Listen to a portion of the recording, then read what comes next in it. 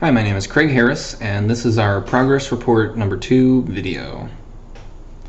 Our task this week was to implement the first 50 operations used in the Intel 8080 Space Invaders game. Let's start with what went well this week. We are collectively about 95% done with the task, and the opcodes for this step are either completed, in testing, or in the review phase. It wasn't all perfect, however.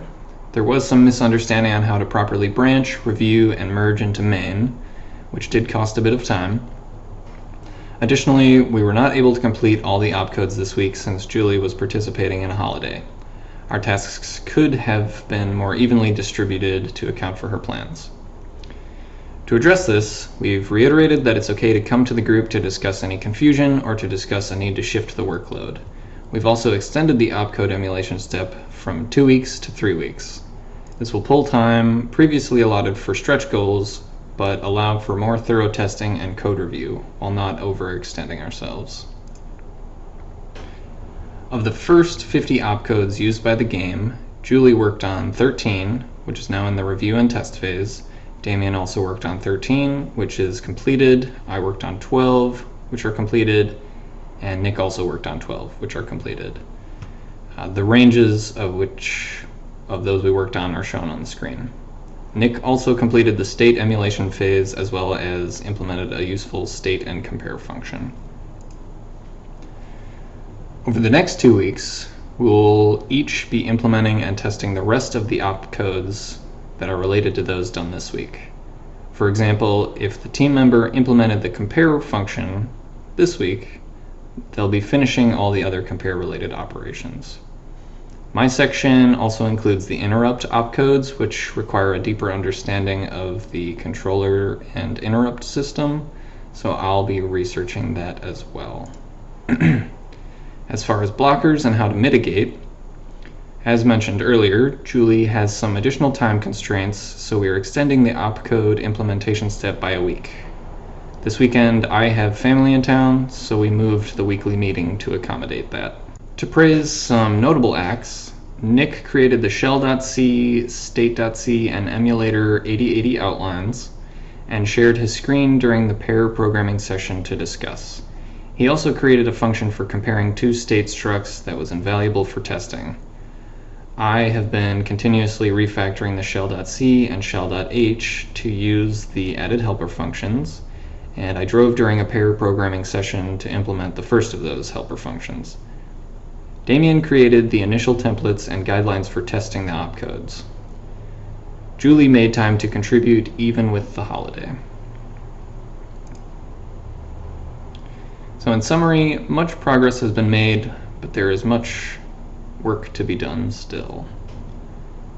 Now I'll present the code.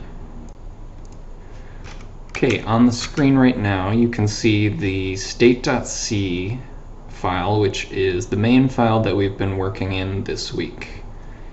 We started by copying the switch case from last week. You know what, I'm sorry, this is, we worked in the shell.c mostly this week, which was copied from last week where we were printing the human readable form of the opcodes. So that's this bit right here, and as we work through them, we come in and replace it with the correct code for example, the DCR-B operation.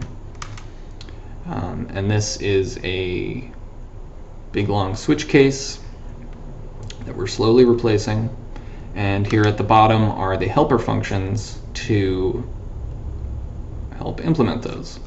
And these are getting created kind of as needed. We've all agreed to follow a certain format, so you can see we have the case and the input case, which that's necessitated by the language, and then we have an inline comment just with the mnemonic of the operation and a little description of what it does.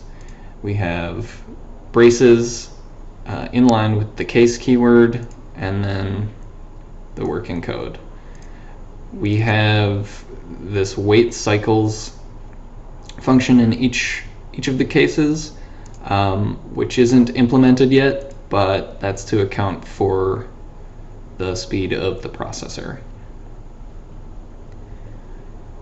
Okay, here in state.c, this is an emulation of the state of the processor. It includes the memory, where the game ROM is loaded into the memory. It includes the registers and the conditions for the flags, a program counter, and a stack pointer. Also included in this file is a state compare function that can compare the registers and flags between two different state objects. And that's used for testing.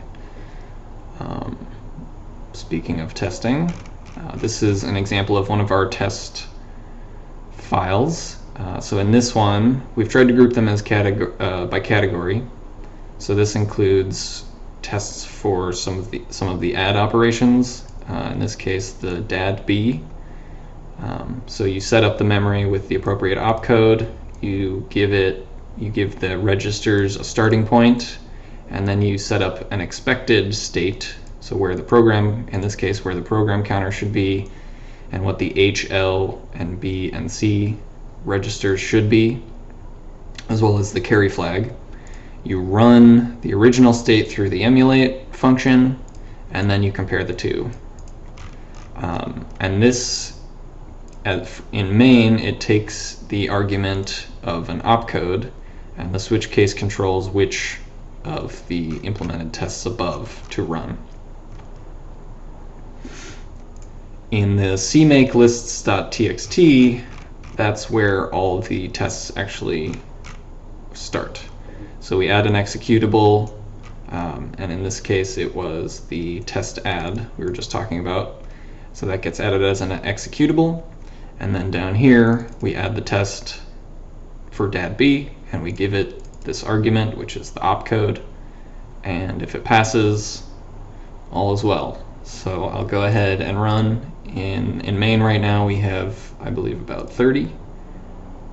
You can see them all running. I suppose I might as well just step through it so you can see it. So if I debug, it should takes us right in here. You can walk through. It sets up the initial state, the expected state. It runs through the emulate state, the emulate 8080. We go through the switch statement. We're in that DAD-B emulated operation.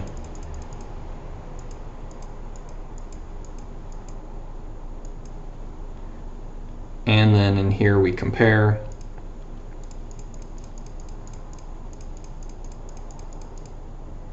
Return 0 if all is good. And return the result. There we go. Thank you.